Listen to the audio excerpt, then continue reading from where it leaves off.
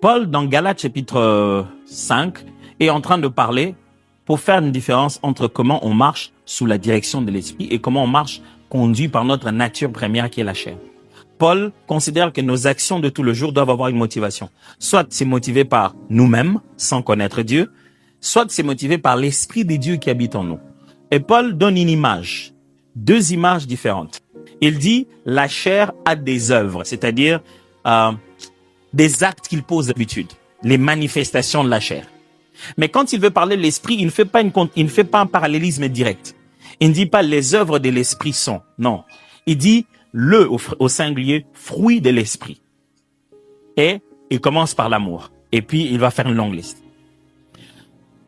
Paul sous-entend que ce qui arrive par le Saint-Esprit en toi est un processus de croissance avec le temps. Le Saint-Esprit est la sémence principale et le temps que tu passes avec lui et qu'il passe avec toi dans ton caractère, ça donne de fruits. La chair donne des œuvres directes parce qu'elle est plus présente, elle était là plus longtemps. Le fruit, l'esprit, lorsqu'il est sémé en toi dans la nouvelle naissance, commence un nouveau processus de caractère. C'est pourquoi il appelait ça le fruit de l'esprit. Et tout ce qu'il cite comme les fruits de l'esprit sont le caractère de Dieu. L'amour, la patience, toutes ces choses-là c'est la manière d'être de Dieu. Ce qu'on appelle les fruits de l'esprit, c'est le développement du caractère de qui tu es. Et tu vas découvrir avec le temps que Dieu fait ce qu'il fait à cause de ce qu'il est. Au point que ce qu'il fait est lié à ce qu'il est. C'est pourquoi il les fait toujours, parce qu'il épuise dans son être inépuisable. Je dois répéter ça. Dieu est puissant parce qu'il a fait asseoir sa puissance dans son amour. Dieu ne fait pas de la puissance, il est puissant. Ça devient un caractère inépuisable. Le caractère est le meilleur récipient où peut se développer le don. Le caractère donne de la longévité à l'impact du don. Un don sans caractère est puissant pour peu de temps. Un don bâti sur le caractère reste quelles que soient les saisons. Ok, donc ce qui signifie que celui qui sait reconnaître le travail du Saint-Esprit. Le travail du Saint-Esprit, c'est pas que tu entres dans un moment de prière, tu pries, et le Saint-Esprit développe le caractère. C'est que tu pries, le Saint-Esprit te fait passer par les hommes. La forgerie de Dieu pour forger le caractère de l'homme. C'est l'homme. Vous allez presque dire c'est la femme, mais j'ai juste évité, mais c'est l'homme. C'est-à-dire, c'est à force de rester avec les autres que ce que tu as demandé au Saint-Esprit de devenir, il va te mettre dans la position de l'opposé. Quand tu demandes la patience, il te mettra dans l'impatience. Chaque fois que tu lui demanderas un caractère, il te mettra dans l'opposé de ce caractère pour que tu puisses le développer. Plus tu les développes, mieux les dons commencent à se manifester en toi. C'est très important. Les dons commencent à rester stables en toi.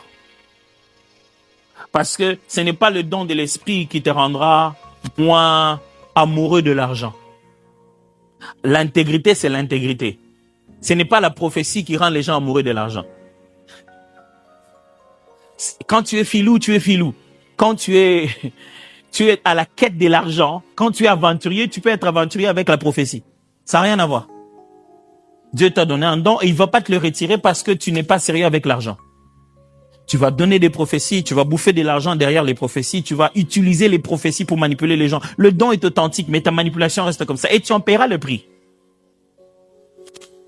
On aura reconnu tes grandes choses, mais tu vas disparaître aussi rapidement que ça. Le caractère donne de la longévité au charisme. Quand quelqu'un sait être capable de demander pardon, de dire non, de tenir ses responsabilités, d'être capable de dire merci, mais je ne peux pas prendre ça.